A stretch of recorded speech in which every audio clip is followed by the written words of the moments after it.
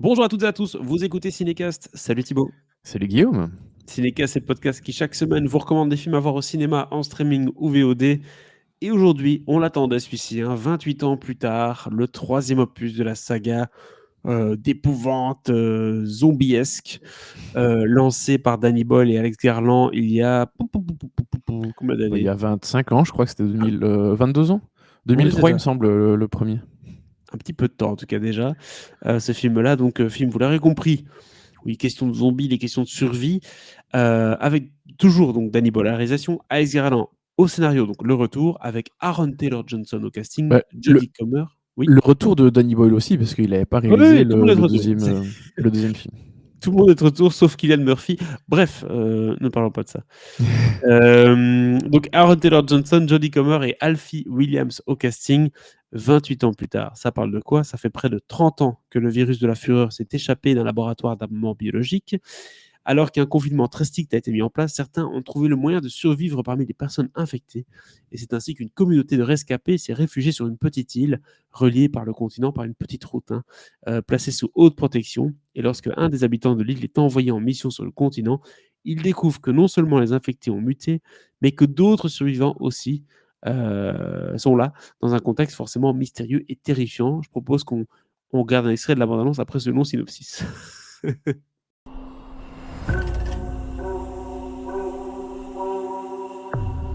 There were so many dead. Infected and non-infected alike. That's why our home is so precious. You know, I feel he's a bit young. He's ready, Jenny. 7, 6, 11, 5, Once you walk onto that mainland, there's no rescues. moving up and down again. Don't. On s'arrête là évidemment. La petite prémisse du groupe qui va survivre sur une île un peu isolée, etc., pour justement s'éloigner du continent, s'éloigner des problèmes, on va dire. C'est assez classique du film de zombies et même la série, j'ai envie de dire, de zombies, puisque dans Walking Dead, on a plusieurs fois eu cet arc-là. Mais intéressant pour revenir là-dessus, forcément, et de démarrer sur de nouvelles bases. Bah oui, exactement. Alors c'est marrant qu'ils disent le continent, on parle de la Grande-Bretagne. Oui. On parle quand même d'une île, parce qu'il n'y a pas de zombies en Europe continentale, mais il y en a au Royaume-Uni, en tout cas en Grande-Bretagne, qui est donc en quarantaine totale.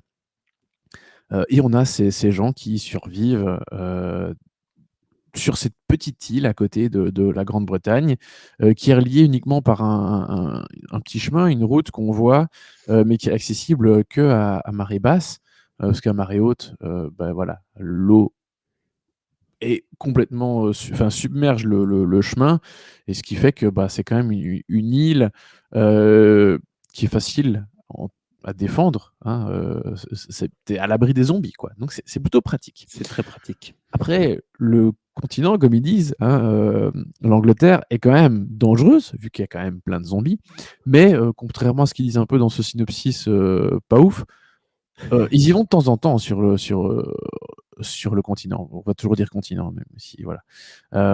Ils y vont de temps en temps, ils le découvrent pas là, genre ils y mettent jamais les pieds. Il y a un moment où quand tu es sur une petite île, même si tu construis un village ceci, cela, que tu as des choses, il faut quand même aller mettre les pieds dehors de temps en temps, parce que tu peux pas survivre 100% avec ce que tu as sur ton île.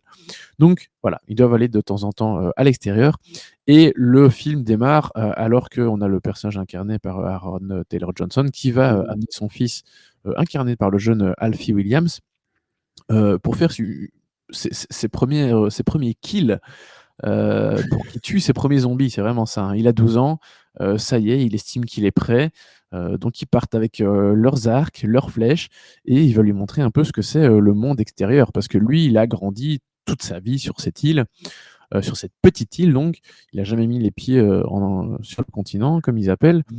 Donc voilà, c'est important qu'il y ait un moment, il y ait ce truc de transmission, et donc, oui, qu'il voit vraiment à quoi ressemblent les zombies, etc. Et donc voilà, je ne vais pas m'embarquer dans beaucoup de choses d'autres par rapport à l'histoire, si ce n'est que sur l'île, il y a aussi la mère qui est présente, qui est malade. On ne sait pas exactement ce qu'elle a, mais ça inquiète beaucoup et le père et le fils. Donc il y a ce truc de la mère qui est hyper important aussi et qui va faire l'objet d'une grande partie du film aussi. Mais vraiment, le film démarre avec globalement ce qu'on voit dans la bande-annonce ici. Ce père et ce fils qui vont aller découvrir le continent, et en tant que spectateur, on découvre ça aussi. Comment est-ce que les gens se sont installés, comment ils ont fait pour survivre 28 ans après le démarrage du virus. Et donc, eux vont découvrir le continent, enfin, et le père va faire découvrir à son fils tout ce qu'il y a. Et en tant que spectateur, on assiste vraiment à ce rite initiatique, hein, quelque part, qui est qui est très plaisant, qui est très prenant aussi. Et donc, on a un bon 40-45 minutes là-dessus, qui est vraiment hyper efficace. Et puis après ce laps de temps, le film va partir dans quelque chose d'autre.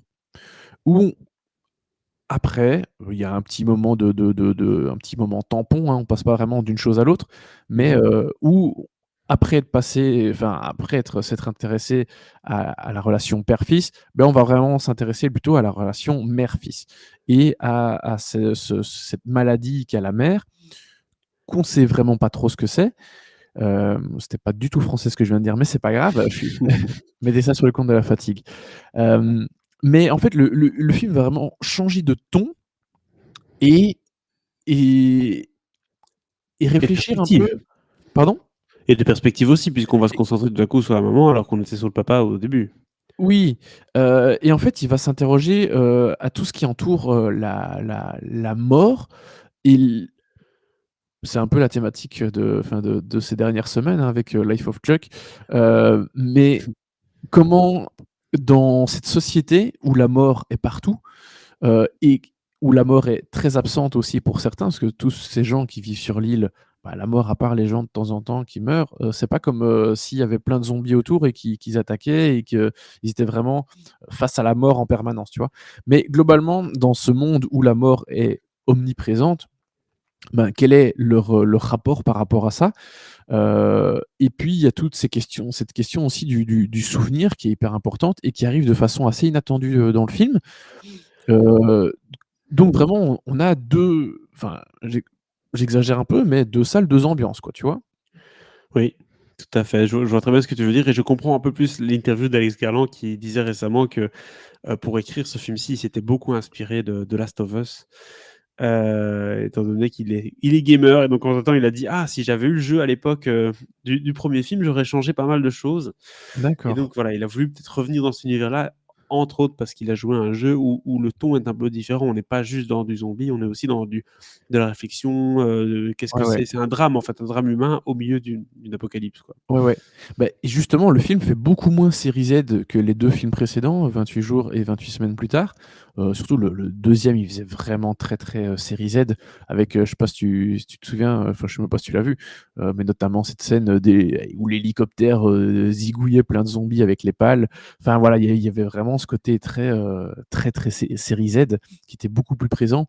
Ici, pas tant que ça. Évidemment, on voit des zombies à plus d'une reprise, mais il y a vraiment tout un développement de la mythologie qui a été fait, et qui est plus mature quelque part, hein. On est moins dans ce côté, Bah parfois grand guignol ou, enfin comme peuvent l'être les films de zombies de temps en temps quoi, tu vois? c'est tout à fait normal, hein, forcément 28 ans plus tard, donc forcément les gens ont eu le temps de vivre avec ces zombies et d'apprendre à continuer à vivre en fait finalement ou à vivre autrement.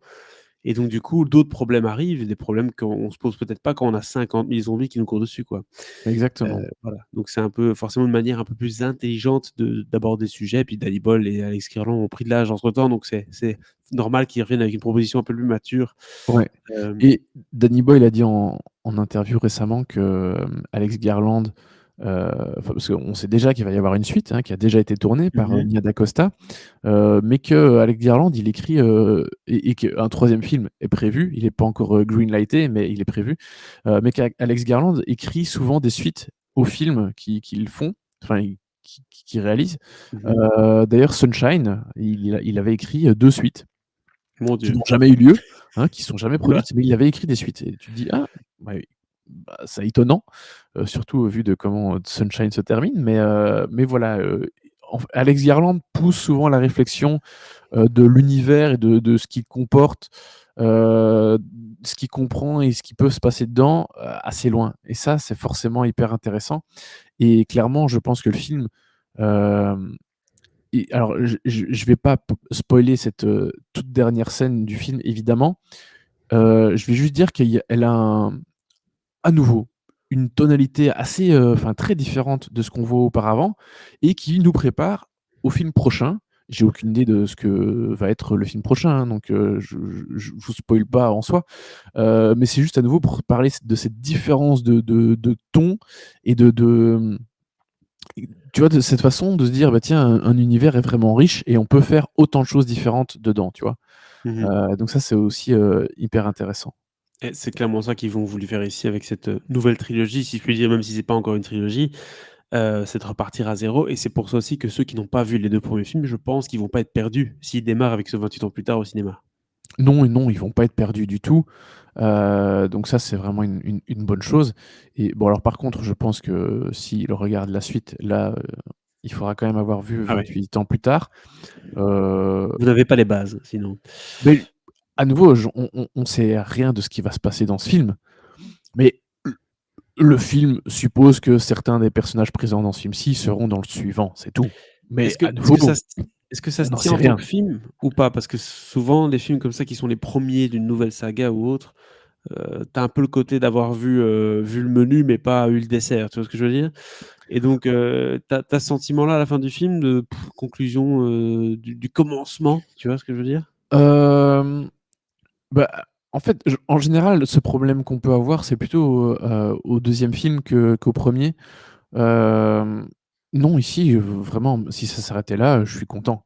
Parce que je trouve que c'est OK. vraiment très intéressant et très intelligent ce qu'ils ont fait, par rapport à toutes ces thématiques.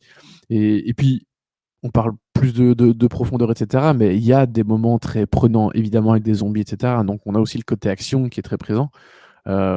Mais voilà, non, je trouve que c'est vraiment hyper intéressant ce qu'ils ont fait. Donc non, j'ai pas du tout un sentiment de non-satiété, tu vois?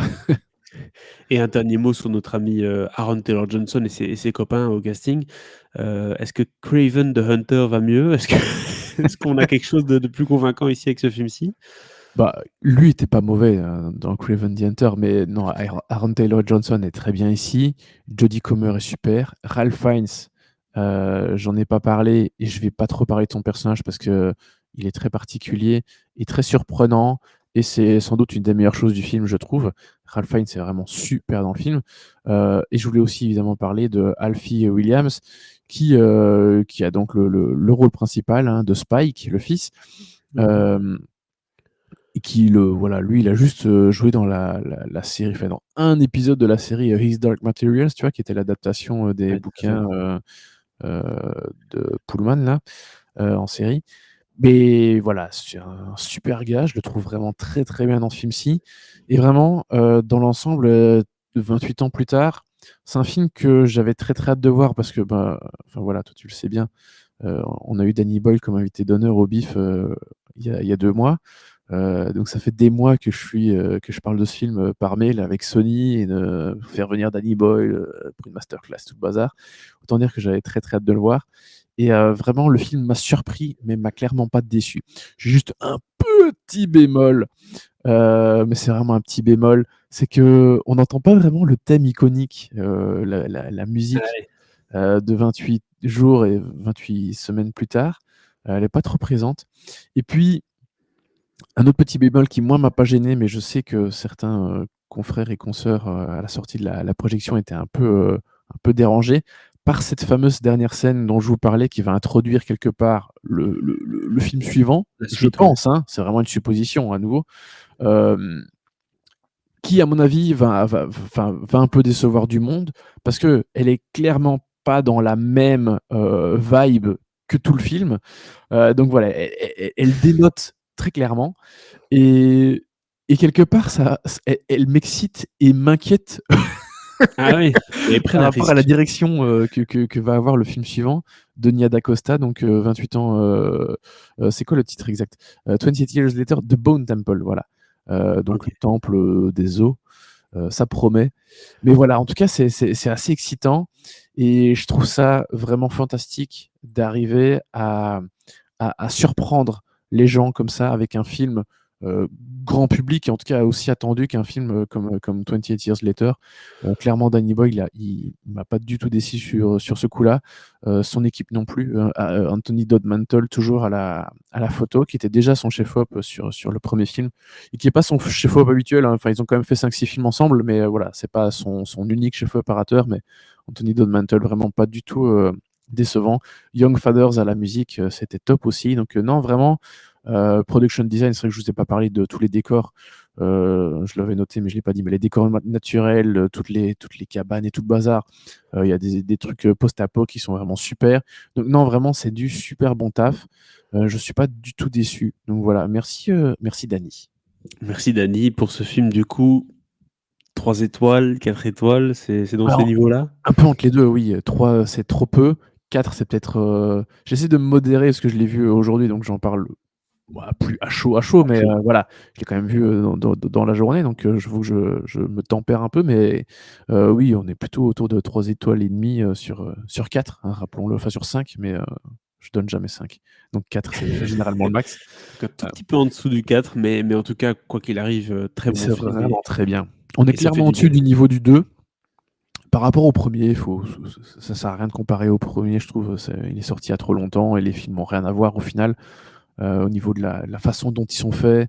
Parce que le premier, l'image est sortie, et c'était filmé directement, je pense. Enfin, tu Mmh. regardes une copie DVD ou Blu-ray du film maintenant, c'est vraiment pas génial parce que je pense que la conversion était pas bonne et tout. Enfin bref, peu importe. Mais ça n'a rien de comparé au premier, mais c'est clairement meilleur que le deuxième en tout cas. Et ça, c'est génial. Voilà, c'est Ouais. tout, je m'arrête là. J'ai trop parlé Voilà, on déjà. s'arrête là, c'est pas mal, hein. Mais en tout cas, c'est une bonne manière de ramener cette franchise et de la faire revivre avec, forcément un univers qu'on peut explorer à foison et c'est le cas de ce film-ci. Donc n'hésitez pas si vous êtes fan pardon, heu et femme aussi, des films de zombies, mais aussi surtout du drame, hein, si vous avez aimé The Last of Us par exemple, bah voilà, allez-y, Ouais, ouais, tout à fait. ce 28 ans plus tard. On se dit à très bientôt pour d'autres critiques cinéma et partagez votre avis dans les commentaires, que ce soit ici sur YouTube ou bien Spotify, Apple Podcasts, on est partout. À très bientôt. Ciao, Ciao, ciao. ciao.